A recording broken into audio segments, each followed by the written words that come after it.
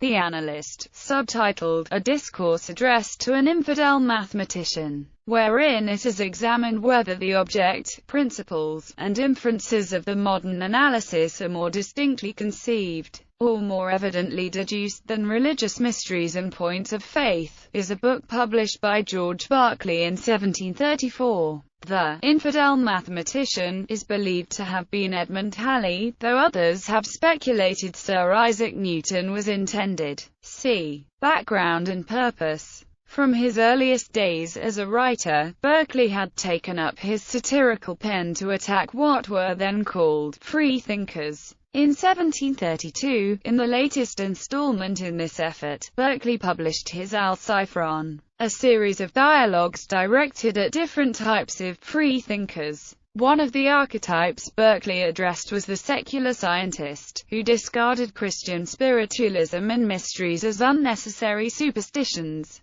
and declared his confidence in the certainty of human reason and science. Against his arguments, Berkeley mounted a subtle defense of the validity and usefulness of these elements of the Christian faith. Alciphron was widely read and caused a bit of a stir, but it was an offhand comment mocking Berkeley's arguments by the free-thinking Royal astronomer Sir Edmund Halley that prompted Berkeley to pick up his pen again and try a new tack. The result was The Analyst, conceived as a satire attacking the foundations of mathematics with the same vigor and style as freethinkers routinely attacked religious truths. Berkeley sought to take mathematics apart, claimed to uncover numerous gaps in proof, attacked the use of infinitesimals, the diagonal of the unit square, the very existence of numbers, etc. The general point was not so much to mock mathematics or mathematicians, but rather to show that mathematicians, like Christians, relied upon incomprehensible mysteries in the foundations of their reasoning. Moreover, the existence of these superstitions was not fatal to mathematical reasoning, indeed it was an aid. So too with the Christian faithful and their mysteries. Berkeley concluded that the certainty of mathematics is no greater than the certainty of religion.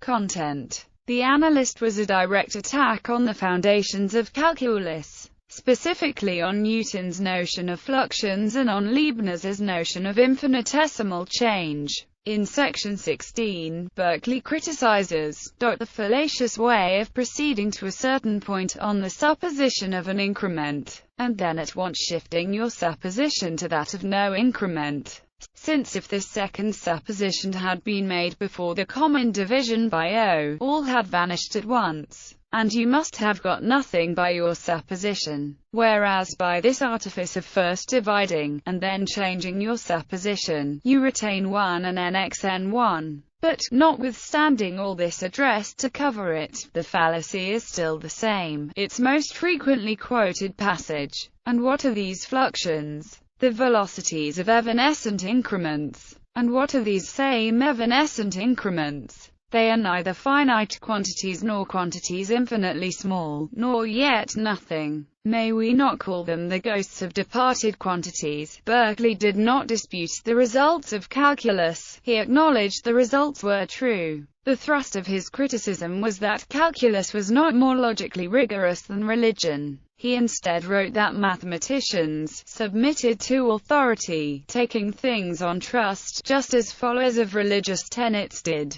According to Burton, Berkeley introduced an ingenious theory of compensating errors that were meant to explain the correctness of the results of calculus. Berkeley contended that the practitioners of calculus introduced several errors which cancelled, leaving the correct answer. In his own words, by virtue of a twofold mistake you arrive, though not at science, yet truth, analysis. The idea that Newton was the intended recipient of the discourse is put into doubt by a passage that appears toward the end of the book. Query 58. Whether it be really an effect of thinking, that the same men admire the great author for his fluxions, and deride him for his religion. Here Berkeley ridicules those who celebrate Newton as a genius while deriding his well-known religiosity. Since Berkeley is here explicitly calling attention to Newton's religious faith, That seems to indicate he did not mean his readers to identify the infidel mathematician with Newton. Mathematical historian Judith Grabiner comments, Berkeley's criticisms of the rigor of the calculus were witty, unkind, and, with respect to the mathematical practices he was criticizing, essentially correct. While his critiques of the mathematical practices were sound, his essay has been criticized on logical and philosophical grounds.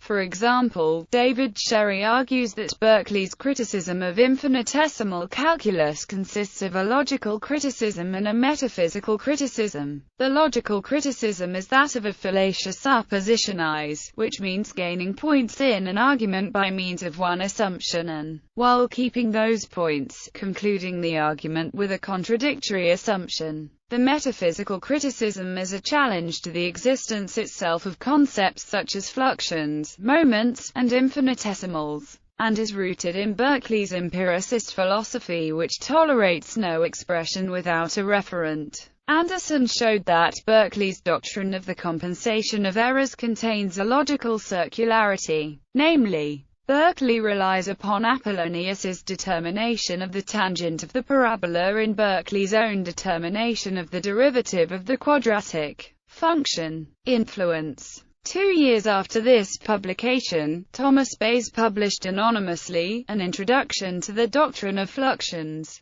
and a defense of the mathematicians against the objections of the author of The Analyst, in which he defended the logical foundation of Isaac Newton's calculus against the criticism outlined in The Analyst. Colin Maclaurin's 2-volume treatise of fluxions, published in 1742, also began as a response to Berkeley attacks, intended to show that Newton's calculus was rigorous by reducing it to the methods of Greek geometry. Despite these attempts, calculus continued to be developed using non-rigorous methods until around 1830, when Augustin Cauchy, and later Bernhard Riemann and Carl Weierstrass, redefined the derivative and integral using a rigorous definition of the concept of limit. The concept of using limits as a foundation for calculus had been suggested by D'Alembert, but D'Alembert's definition was not rigorous by modern standards. The concept of limits had already appeared in the work of Newton, but was not stated with sufficient clarity to hold up to the criticism of Berkeley. In 1966, Abraham Robinson introduced non-standard analysis, which provided a rigorous foundation for working with infinitely small quantities.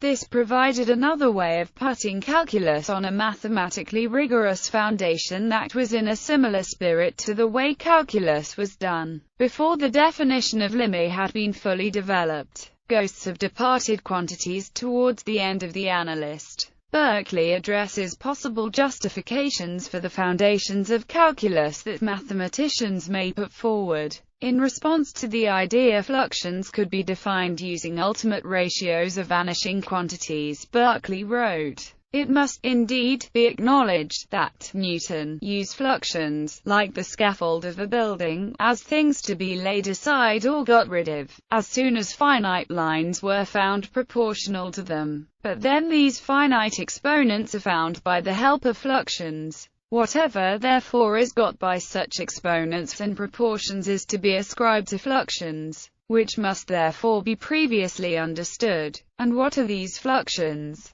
The velocities of evanescent increments. And what are these same evanescent increments? They are neither finite quantities nor quantities infinitely small, nor yet nothing. May we not call them the ghosts of departed quantities?" Edwards describes this as the most memorable point of the book. Katz and Sherry argue that the expression was intended to address both infinitesimals and Newton's theory of fluxions. Today the phrase, "ghosts of departed quantities," is also used when discussing Berkeley's attacks on other possible foundations of calculus. In particular, it is used when discussing infinitesimals, but it is also used when discussing differentials and adequality. Text and commentary. The full text of The Analyst is available from David R. Wilkins' website. This includes links to responses by Berkeley's contemporaries. The Analyst is also reproduced with commentary in recent works. William A. Valdes from Cantor Hilbert. a sourcebook in the foundations of mathematics. Avald concludes that Berkeley's objections to the calculus of his day were mostly well taken at the time. D.M. Jesseff's overview in the 2005 landmark Writings in Western Mathematics.